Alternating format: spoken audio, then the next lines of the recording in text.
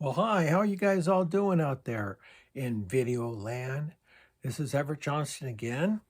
I am here promoting my book again. If you haven't noticed, why haven't you bought my book yet if you're a plumber or pipe fitter or a maintenance plumber? Something must be wrong with you.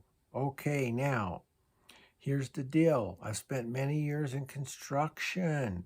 Construction's different than maintenance. That's what this book is about. It's about commercial maintenance. Could be applied in a lot of residential if you have a large, facilities. If you have backflow preventers, if you have balancing valves, if you have just a lot of equipment that needs to be preventive maintenance and taken care of.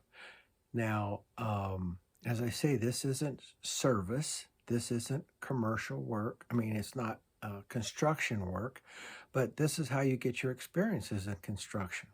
That's how I got my experience. See, this is sold on Amazon.com. It's $24.99. Then there's a hard copy. I think it's $29.99.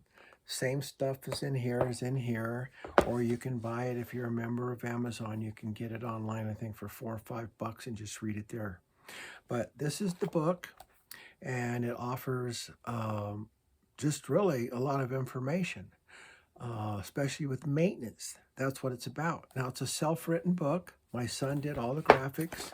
See, if you look in here, you'll see all kinds of cool graphics. You'll see photos and all kinds of stuff in here.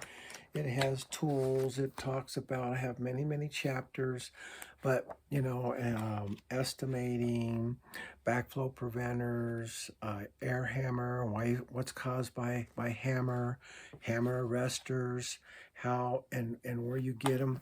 Now, part of this, there's some explanations in here. And I don't know if you guys have ever worked in a high-rise building, but, they'll put things in and then they won't put things in and they won't catch it. The architect, the mechanical engineer may draw, he wants certain valves. He wants a valve before balancing valves, and there's no valves. So, how do you fix a balancing valve when it goes bad? They plug up because the ports in them are really, really tiny. So, this talks about, things to do.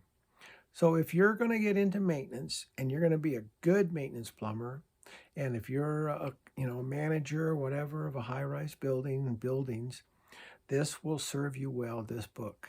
So I'll just real quick, 10, 11 years in local 3 and basically all hospitals, building hospitals, servicing hospitals, then 24 years at the VA hospital, some of the oldest equipment, some of the hardest things to find as far as parts. We did steam, we did sewers, we did everything.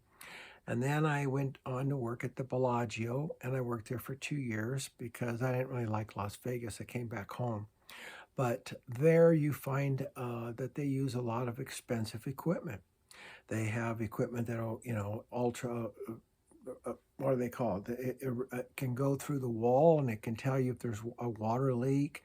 They have electronic sensors above ground to find out where the pipes are, how to detect things. And they had some of the best and most equipment that you can work with. But uh, you have to get to that point, and you have to learn how to use it. In commercial work, I never ran a sewer stake in my life. Never. And you don't do that until you get into maintenance.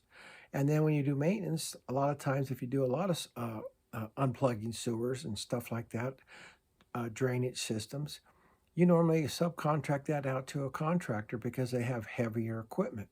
You're not going to be carrying, thousands and thousands of dollars worth of sewer equipment around when you can call a company that specializes in that. So these are the tricks of the trade. But if you want to learn a lot about commercial plumbing and you want to be a good commercial plumber and you're tired of construction, you're older, you're 50 years old, and you're tired of being in the cold, and you want a good, good job, get yourself a job at the hospital, get yourself a job at one of the breweries, Coors, Budweiser, someplace like that. There's all kinds of water treatment plants, all kinds of jobs to work at. I had offers to work, once I retired too at the VA. I had offers to work embassy in China or Russia. I chose not to choose either one. That's why I went to the Bellagio. Because once you're retired, you got to figure something to do. But you can work anywhere in the world as a plumber. But the more you know, this will teach you a lot. As I said, it was self-written, so it's not going to be perfect. It's not going to be whatever, but you're going to get the essence of what you need, and that's what counts. So go out and buy my book. This is as much as a case of beer. It's probably cheaper than a case of beer. I don't know. I haven't had any beer in a long time, so but look into it, man. Look into it. All right, you guys have a good day. Get that book. Learn.